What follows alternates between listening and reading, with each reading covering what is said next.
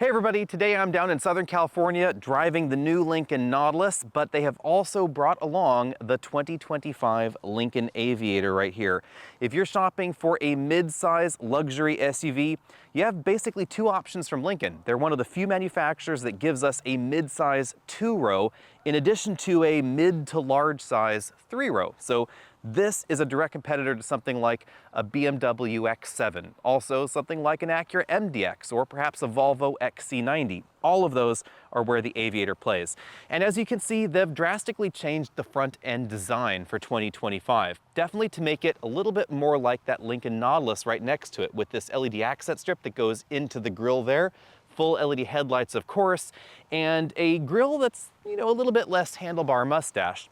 So over here, for instance, if we take a look at the front end of the Nautilus, you can see it's definitely very similar, but this line goes all the way through to the new illuminated Lincoln logo, and then of course it does the LED song and dance as it starts up, but very similar design.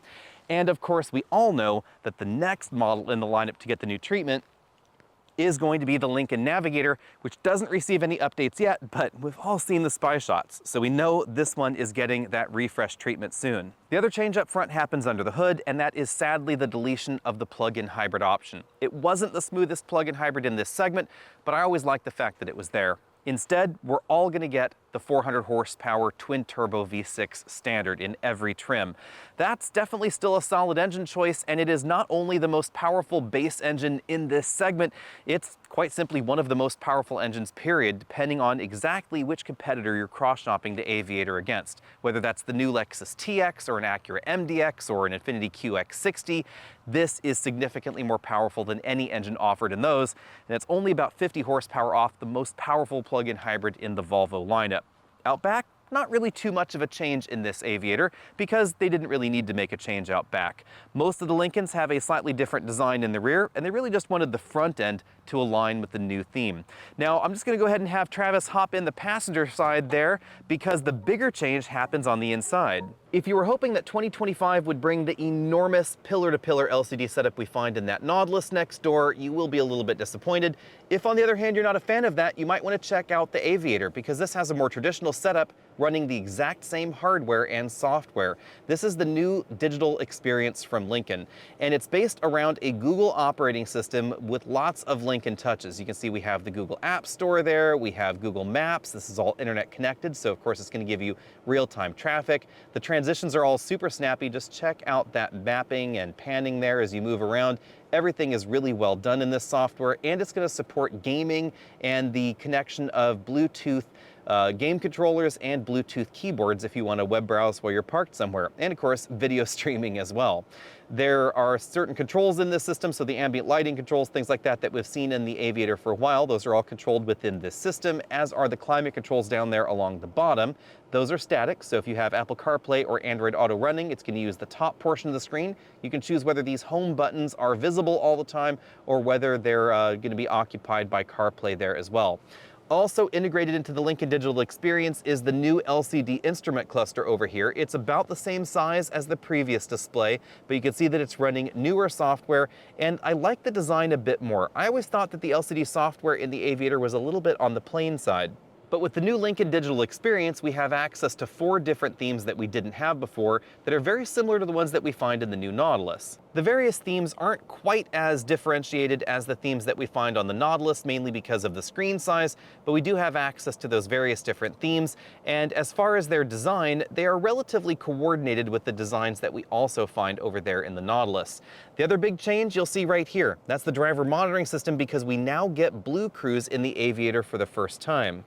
The rest of the interior didn't change for 2025, honestly because I don't think it really needed to. We've got a lot of wood trim going on in here, lots of stitched components like the stitched imitation leather on the dashboard, and then of course this nice two-tone color scheme that we have in this particular model. Also, the insane 30-way power seats, those are still available, where we have the seat bottom cushion that's split in two so that way you can have one leg cushion a little bit longer than the other, and lots of room back there. How's the rear seat back there, Travis? Looks plenty of room. Well, plenty of room, he says. And then of course we still have that third row back there if you're wanting one.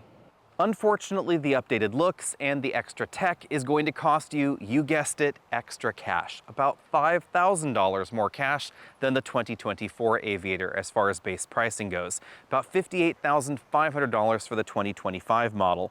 Of course, we get some of the extra tech that we didn't have in 2024.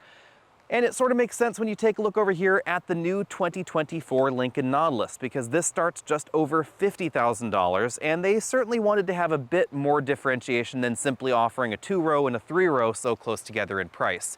About 250 horsepower over here, 400 horsepower over there, front-wheel drive biased, rear-wheel drive biased, definitely very different beasts. But if you're a tech lover, you still might want to check out the Nautilus, because if we come over here, you will notice we have the fantastically enormous LCD setup in this dashboard. Just check this out. 48 inches all the way from one side to the other. And if that's still not enough LCD for you, of course there's one right there in the center.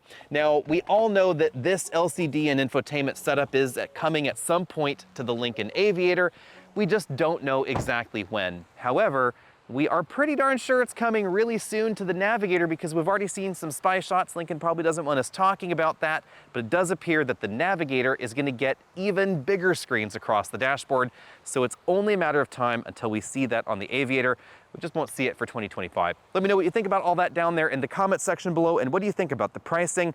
I am intrigued that they have now priced this decently out of some of the models that it might have competed with in the past by its price bump. So something like an Acura MDX, the QX60, those are definitely going to be less expensive than the Aviator. Obviously, we have a lot less power here, but you know, the Cadillac XT6, it's pretty darn pricey, and I would much rather have an Aviator. Let me know what you think about that down there, and stay tuned, because hopefully I will be driving this over the next few months, and it's going on sale this summer. See all of you later.